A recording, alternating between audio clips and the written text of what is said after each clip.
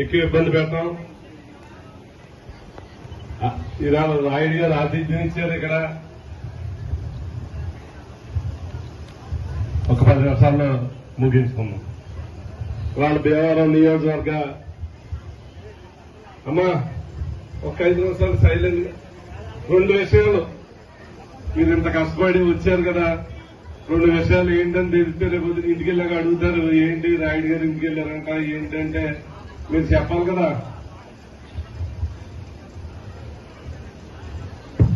బాబు ఇంకే వెనకాల ఎవరో విస్తృతస్థాయి సమావేశం ఈ రోజు ఇక్కడ ఏర్పాటు చేయడం జరిగింది. భీమవరం నియోజకవర్గ సమన్వయకర్త వెంకటరాయుడు గారు, అలాగే ఈ కార్యక్రమానికి ముఖ్య అతిథులుగా ఇచ్చేసినటువంటి పరిశీలకులు మురళీకృష్ణరాజు గారు, పార్లమెంట్ ఇన్ఛార్జి ఉమాబాల్ గారు, మిత్రుడు శాసనమండలి సభ్యుడు కౌర్ శ్రీనివాస్ గారు, అలాగే వేదిక నలిచినటువంటి రాష్ట్ర నాయకులు, జిల్లా నాయకులు, ఆహ్వానితులైనటువంటి వైఎస్ఆర్ పార్టీ కుటుంబ సభ్యులందరికీ కూడా పేరు పేరున హృదయపూర్వకంగా నమస్కారాలు తెలియపరుచుకుంటూ ఉన్నా. ఇంకా మాటలను పడుతున్నాయి తల్లి. 2 నిమిషాలమ్మా అయిపోయింది. ఇందుకు పొలాయి టైము, వంట వండుకోవాలి, కంగారుగా ఉంది. ఎందుకంటే భీమవరం నియోజకవర్గంలో మొన్నటిదాకా ఒక ఎత్తు, 1 నెల నుంచి కొంచెం సందడి పండగ మళ్లీ మొదలైనవి. రాయుడు గారిని అలా అనౌన్స్ చేయగానే 3వ పండగ ఇది. ఆయన ఫోన్ ఏదో టిఫిన్ ఇవ్వడం కాదు, మాసం పోగొట్టి వెళ్తున్నాడు మీటింగ్ పెట్టినప్పుడు. అలా అవునా కదా తల్లి? 3 మీటింగులు జరిగినాయి. రేపటి నుంచి ఎవరిని కుదరండి అంటున్నారు కార్యకర్తలను అందరినీ. ఎందుకు? అనుభవమైనటువంటి కార్యకర్త, అనుభవమైన నాయకుడు కనుక గ్రామ స్థాయిలో ప్రజలు ఏం కోరుకుంటున్నారు, ఎలాంటి కమిటీలు వేయాలి, పార్టీని ఎలా పటిష్టం చేయాలన్నది ఆయనకి తెలుసు కనుక మేమందరూ కూడా సంతోషిస్తా ఉన్నాం. సమర్థమైనటువంటి నాయకుడికి నాయకత్వ బాధ్యతలు అప్పచెప్పామన్నటువంటి భావన పార్టీ కలుగుతా ఉందని మీ అందరికీ సవినయంగా తెలియపరుచుకుంటా ఉన్నా. మరి ప్రధానంగా ఈ రోజు ఈ సమావేశం, 1 వైఎస్ఆర్ కాంగ్రెస్ పార్టీ సంస్థాగతంగా బలోపేతం చేయటం, 2 ప్రజల పక్షాన వైఎస్ఆర్ పార్టీ మనం ఎలాగా పోరాటం చేయాలి, ప్రజల పక్షాన ఎలా నిలవాలి అన్నది. ఎందుకంటే బలోపేతం చేయటం అని అంటే భారతదేశంలోనే ఒక రాజకీయ పార్టీ, ప్రాంతీయ పార్టీ ఇంత బలోపేతంగా ఎక్కడా లేదు. ఎందుకంటే సర్పంచులు గాని, ఎంపీటీసీలు గాని, జెడ్పీటీసీలు గాని, కౌన్సిలర్స్ గాని అన్ని రాష్ట్ర వ్యాప్తంగా 186 మంది గెలుచుకున్నాం. కానీ మొన్న జరిగినటువంటి ఎన్నికల్లో మనం ఓటమి చెందాం. ఏంటంటే ఎందుకు ఓటమి చెందాం? మీరే అన్నారు, ఇప్పుడు జగన్ గారు అయితే బాగా ఇచ్చేవాడు, ఈ సంవత్సరంలోనే అయ్యో మనకి ఏమి రావటం లేదు, ఈ చంద్రబాబు నాయుడు గారు మోసం చేశాడని ఇప్పుడు ప్రజల్లోకి వెళ్తా ఉంటే ఎవడైతే ఓటేసాడో ఆడే మాట్లాడుతూ ఉన్నారు.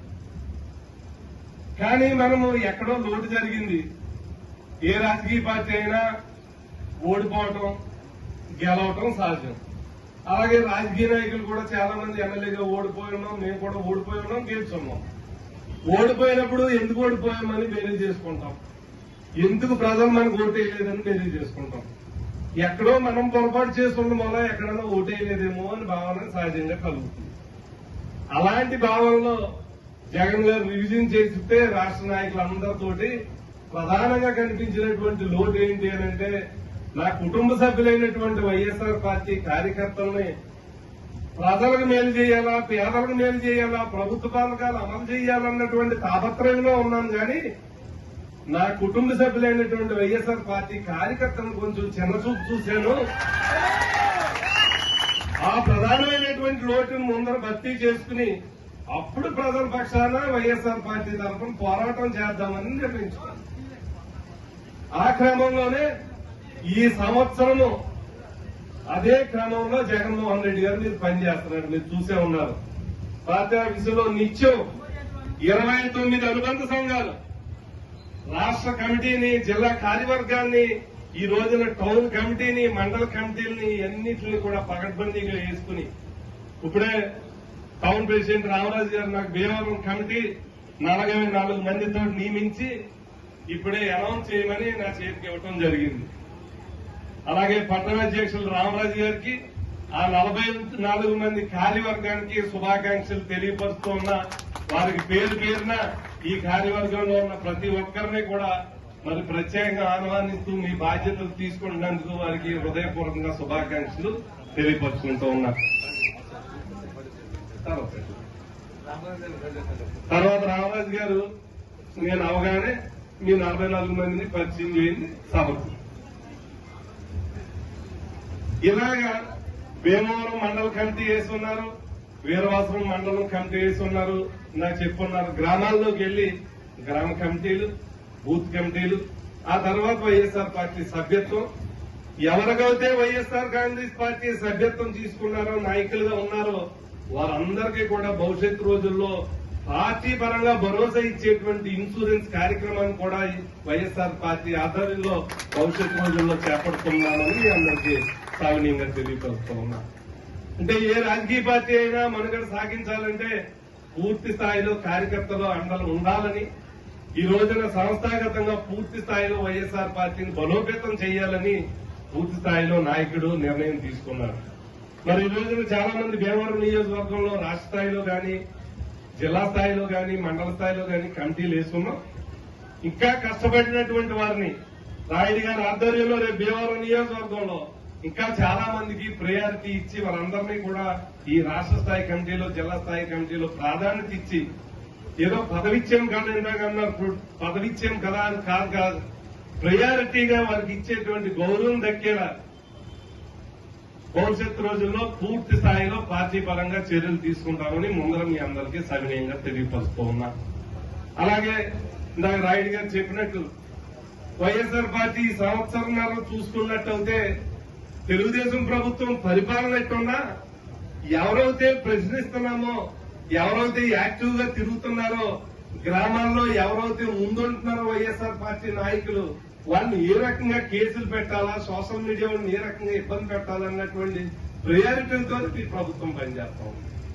ఈ రోజు వరకు 4500 మంది మీద వైఎస్ఆర్ పార్టీ నాయకుల మీద కేసులు పెట్టి ఇబ్బందులు పాలు చేస్తున్నటువంటి విషయం ప్రతి ఒక్కరు కూడా గమనించాలని.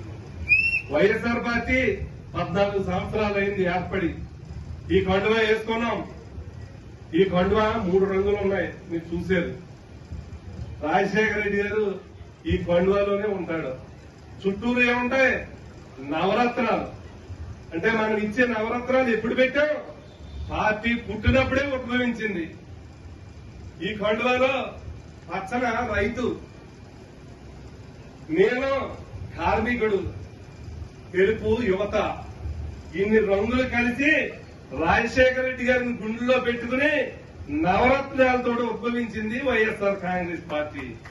అధికారం ఉన్నా లేకపోయినా ఈ 14 సంవత్సరాల్లో 5 సంవత్సరాలే ప్రజలకు మనం అధికారంలో ఉన్నాం. కనవ 5 సంవత్సరాల పోరాటమే. ఎన్ని దేశాలు చేస్తున్నాం, ఎన్ని పోరాటాలు చేస్తున్నాం. ప్రజల పక్షాన అధికారం ఉన్నా లేకపోయినా వైఎస్ఆర్ కాంగ్రెస్ పార్టీ ప్రజల పక్షానే పనిచేస్తుంది. మొన్న ఏదో ఓడిపోయాం కదా, మాకు ఓటే లేదు, వారి పాపాన్ని వాళ్ళు పోతారులే అనకుండా ఎన్నికలైన మర్నాడు నుంచే మొదలు పెట్టాం. మహిళల పక్షాన రోడ్డు మీద ఉంచున్నాం, రైతుల పక్షాన వైఎస్ఆర్ పార్టీ తరఫున పోరాటం చేశాం. విద్యార్థులకు ఫీజులు వేయలేదంటే గడమిప్పాం. నీత్యం ఈ ప్రభుత్వం వెంటే ఎప్పుడైతే ఏమవుతే చెప్పాడో చంద్రబాబు నాయుడు, అవి అమలయ్యే వరకు కూడా ప్రజల పక్షాన వైఎస్ఆర్ కాంగ్రెస్ పార్టీ పోరాటం చేయాలని నిర్ణయించుకున్నాం. మరి మేము చూస్తున్నాం. ఈ సంవత్సర కాలంలో ఎన్నికల ముందు చంద్రబాబు నాయుడికి అలవాటు జీవించేస్తాడు. అంతా ఆయన చేతుల్లో తీసుకుని ప్రజలు ఆశపడటం సహజం. పెట్టేవాడి కన్నా పెడతానంటే 4 రెట్లు ఇచ్చేస్తాను, సంపద సృష్టిస్తాను, జగన్మోహన్ రెడ్డి గారి కన్నా ప్రతిదీ రెట్టింపే చెప్పాడు. కానీ అమల్లో చూస్తే మళ్ళీ పాత రోజులు గుర్తొస్తా ఉన్నాయి. మోసం మోసం మోసం. సూపర్ 6 అన్నాడు. పోనీ ఏదో ఇస్తాడు కదా అంటే అసలు జగన్మోహన్ రెడ్డి గారు ఇచ్చినయే నిలుపుదల చేస్తా ఉన్నాడు.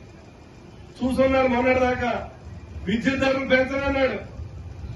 మూడో రోజున 16,000 కోట్ల రూపాయలు భారం వేశాడు. ఇవాళ